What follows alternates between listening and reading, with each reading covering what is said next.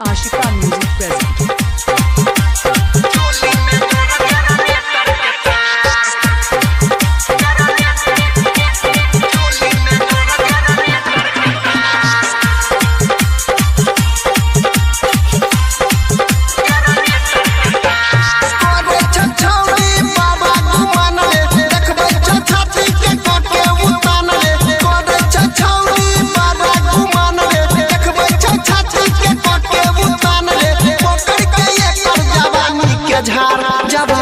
जवानी के झार ढोली पल्ले जरा लाइट बार चोली में जरा जनरेटर के तार ढोली पल्ले जरा लाइट बार चोली में जरा जनरेटर के तार अरे छछौरी बाबा गुमान रे देखबै छछाती के कटे उतान रे अरे छछौरी बाबा गुमान रे देखबै छछाती के कटे उतान रे पकड़ के ये कर जवानी के झार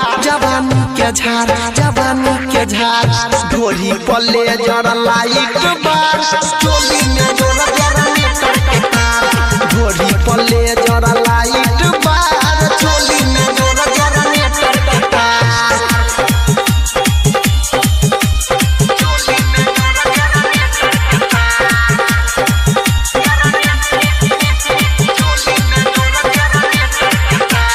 DJ Sumit Satish Rema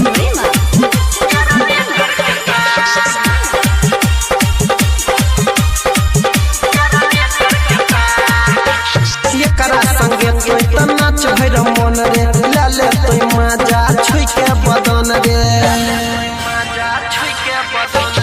एकरा संगे तो नाच भैर मन रे लाले तो मजा छुई के बदन रे चले नहीं कर मन मानी किसले ये कर चढ़ल जवानी चले नहीं कर मन मानी किसले ये कर चढ़ल जवानी हिलै दे तो पकड़ के डार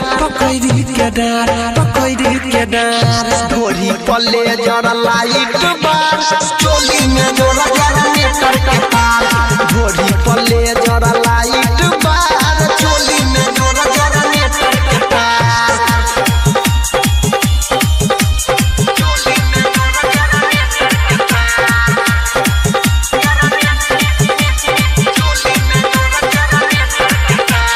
DJ Sumit Satish Rema